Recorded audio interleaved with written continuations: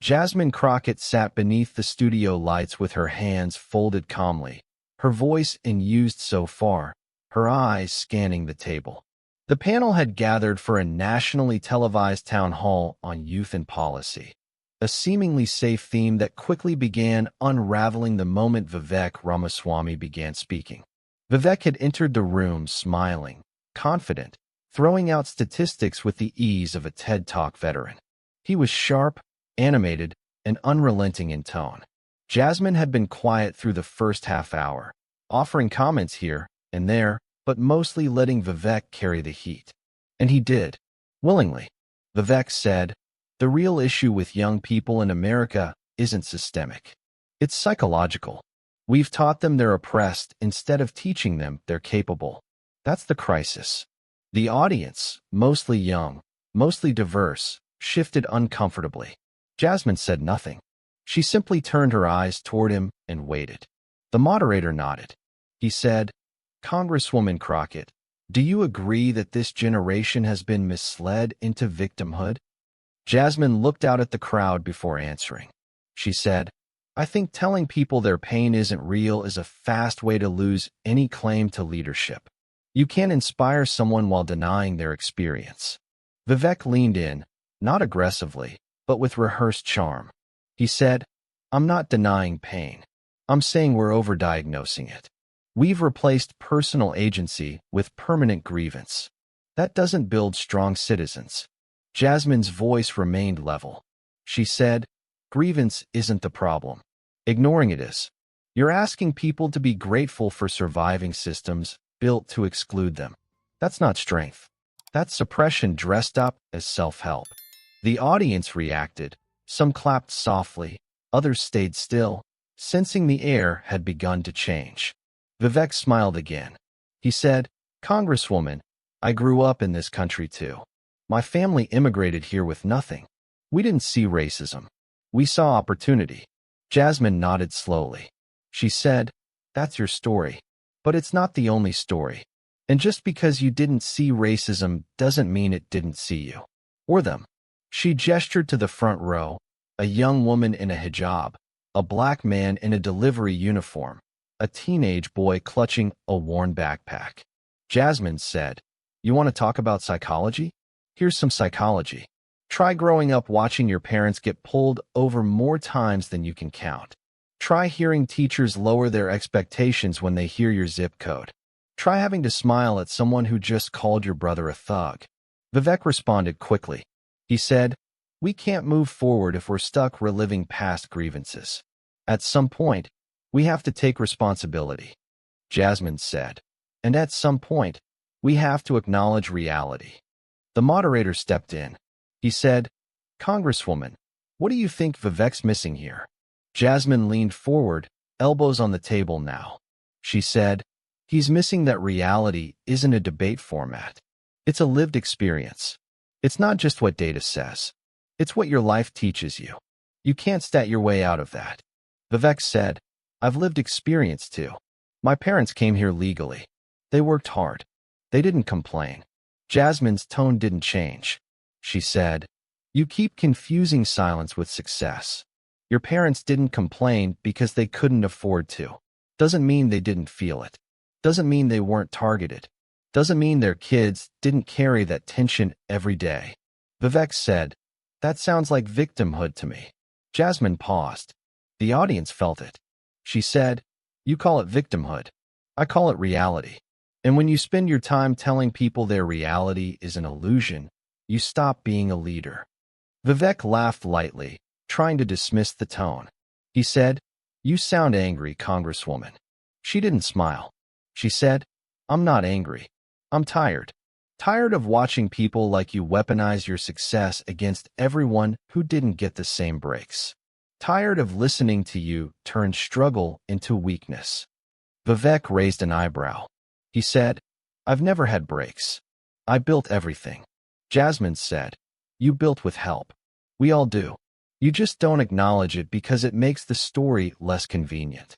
There was a beat of silence, a quiet tension that hinted something had shifted. The moderator asked another question, but it faded under the weight of what had just landed. Then, A college student stood up near the back. She said, "Mr. Ramaswamy, I was in foster care until I was 16. I worked 2 jobs to finish school. I'm about to graduate from Howard. According to your logic, I shouldn't even be complaining. But I'm here to tell you, the system isn't built for us. It survives in spite of us." The room applauded, loud, sudden. Vivek looked slightly taken aback. He said, "Congratulations to you. But I think you're the proof that the system does work." The student said, "No, I'm proof that I worked." Jasmine turned to Vivek. She said, "That's the difference. You think everyone who succeeds validates the system. I think everyone who succeeds despite the system exposes how broken it still is." The audience was on edge now, not in hostility, but in readiness. Vivek said, "That's not fair. You're twisting my words." Jasmine said, "No, I'm just holding them up to the light." Vivek's posture stiffened. He said, "So what's the answer, Congresswoman? More victim narratives? More excuses?" Jasmine shook her head. She said, "No. The answer is truth. And the truth is, you're a joke to this country. Not because you disagree, but because you pretend struggle doesn't exist unless it fits your brand." The audience erupted. Not in chaos, in catharsis. Jasmine didn't raise her voice. She didn't look triumphant. She just looked finished. Vivek tried to speak again, but the moderator called time. He said, "That's all we have tonight." The credits began to roll, but the moment didn't fade. Jasmine stood, shook hands with the young student from Howard, and exited without another word. Vivek stayed behind, still explaining. The clip went viral before sunrise, and no one even remembered what the show was called. The moment had already gone viral by the time the studio emptied. That single line, "You're a joke to this country," was clipped, looped, remixed. But inside the room, long before the headlines came, the air stayed heavy. Vivek Ramaswamy remained at the edge of the set, surrounded by staff, still trying to recalibrate. Jasmine Crockett, by contrast, had already left the building. In the control room, producers argued about what to air. The exchange had been electric, but polarizing. One senior producer said, "If we cut it, we look scared. If we leave it in, we look like we planned it." They chose to leave it in. That night, Vivek appeared on another network. He tried to reframe. He said, "What we saw was a classic case of outrage politics. I offered data, and she offered anger. That's the playbook." The host nodded.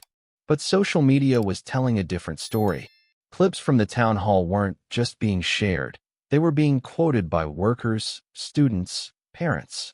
Not everyone agreed with Jasmine's tone, but the emotion behind it had found a pulse. People weren't sharing it as entertainment. They were sharing it as testimony.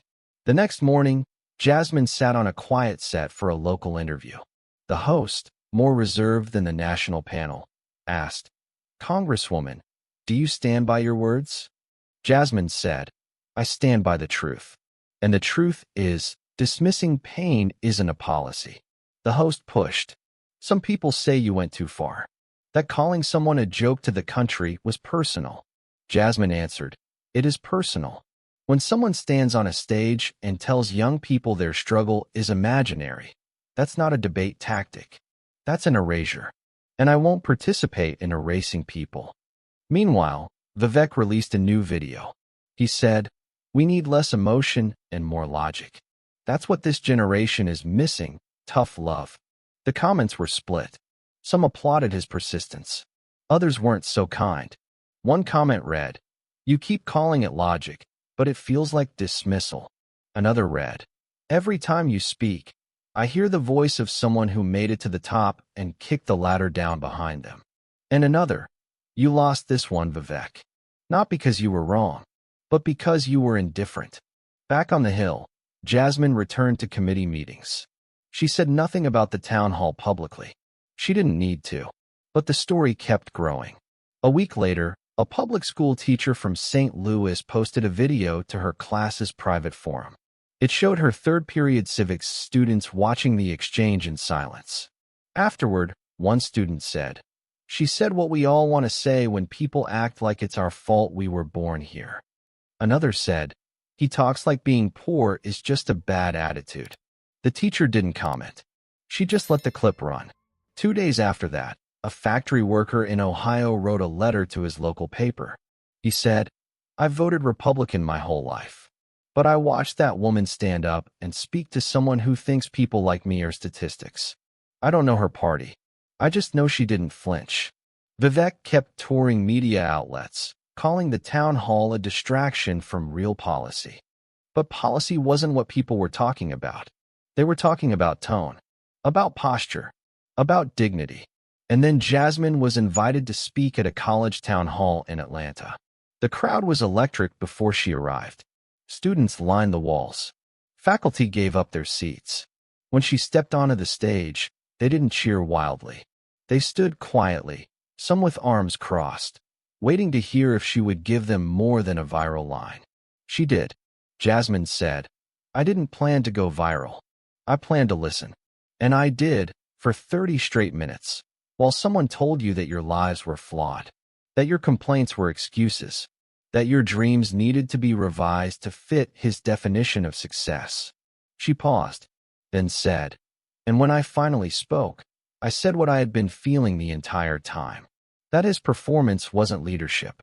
It was insult in a suit." The room exhaled. One student raised a hand. He asked, "Would you debate him again?" Jasmine said, "It wasn't a debate the first time. It was a mirror." And he didn't like what he saw. The line landed, but again, she didn't perform it. She delivered it like fact. Later that night, Vivek tweeted a graphic showing rising graduation rates among minority students. He captioned it, "This is what progress looks like." Not shouting matches. Jasmine never responded. Instead, she shared an image from her Atlanta town hall. A circle of students, sitting in chairs, trading stories long after the lights had dimmed. She captioned it, "This is what progress feels like." The conversation had moved. And Vivek, for all his talking, couldn't catch up to it. It had been 9 days since the debate aired, but the moment still pulsed through headlines, timelines, and late-night monologues. The phrase had become shorthand, not just for a takedown, but for a kind of refusal. A refusal to play polite while someone dressed up condescension as principal. Jasmine Crockett had returned to Capitol Hill quietly. She kept her head down in hearings, declined most media requests, and ducked the attention as best she could. But the country wasn't done talking. One morning, she opened her inbox and found a message titled, "From my son." Inside was a short note from a woman in Arkansas. It read, "He's 17. He watched you on TV and didn't say anything right away. 2 days later, he told his teacher he wants to study law. Said it was the first time he saw someone fight back without yelling. Said it made him feel like he mattered. Thank you." Jasmine closed her laptop slowly. Meanwhile, Vivek continued his press tour. He appeared on a finance podcast and said, "I think the Congresswoman confused personal offense with political discourse. When people get emotional, they stop being rational." The host laughed, but the comments weren't kind. One read, "You keep saying people are too emotional, but you don't ask why they're emotional." Another said, "We don't need less emotion. We need leaders who know how to feel without falling apart." By now, the story wasn't just about who won a debate. It had turned into a question of representation, of tone, of weight, of whether you could deliver truth in stillness. A week later, a clip emerged from behind the scenes of the town hall. It showed Jasmine, minutes before going live, reading through briefing notes. A producer asked if she needed anything. Jasmine shook her head and said, "I'm good. I just want to listen first."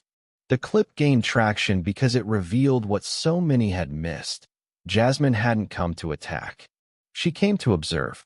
And only when pushed did she push back. A columnist in Philadelphia wrote, "We've seen loudness mistaken for strength so often that we forget silence can be sharper." Jasmine didn't comment on the coverage. But at a small community meeting in Dallas, someone asked her directly, "Do you regret what you said to Vivek?"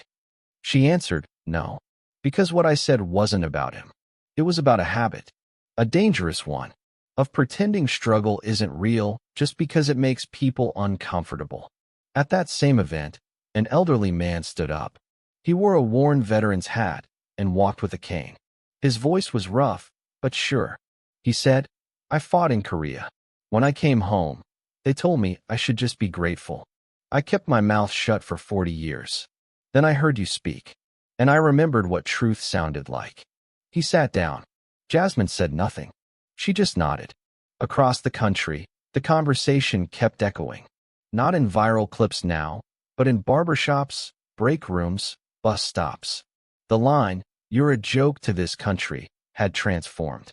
It wasn't an insult anymore. It had become a rallying cry for those tired of being told to smile while being erased. And then came the student forum in Minneapolis. Jasmine was invited to join a panel on civic engagement. She almost declined, but the invitation letter was handwritten. It read, "We don't want a politician. We want someone who sees us." So she went. The room was packed, mostly college students. All of them had watched the town hall. One of the first questions was blunt. A young man asked, "What happens when speaking up gets you labeled difficult?" Jasmine said, "Then you wear it. You wear it until it changes. And you remind yourself that silence has a cost too." He nodded, eyes wet. Later that evening, Jasmine was walking out when she heard her name. It was the student again. He handed her a folded piece of paper. He said, "I was going to read this during the Q&A, but I couldn't." She unfolded it later, alone. It read, "I used to think staying quiet made me safe, but I've realized staying silent made me invisible. When you spoke that night, I felt seen."